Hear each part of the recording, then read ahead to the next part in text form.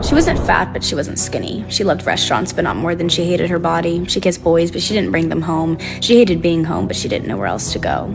She wasn't shy, but she hated small talk. She craved deep conversations, but would never open up. She hated living, but she didn't want to die. She loved laughing, but not as much as she needed to cry. She wasn't a bad person, but she didn't feel good. She was always there for others, but herself never understood. She was always writing, and everyone read, but no one listened. She was both the life of the party and the loneliest in the room. She was always performing, but she hated the crowd. She was always quiet, but her thoughts far too loud. She wasn't a rule follower, but she wasn't brave. She was always praying for others, but never for herself. She wasn't ugly, but she wasn't beautiful. She wanted to be loved the way she loved others for once. She wasn't manipulative, but she knew how to lie. She didn't have her mother's temper, but she had her mother's sad eyes. She wanted her father's kindness, but she got his tendency to run away.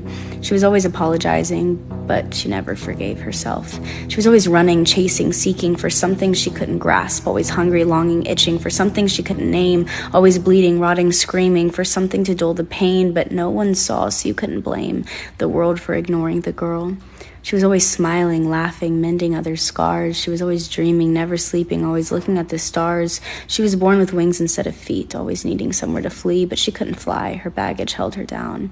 She wasn't depressed, at least she didn't think. A dangerous coping mechanism for a girl with clipped wings.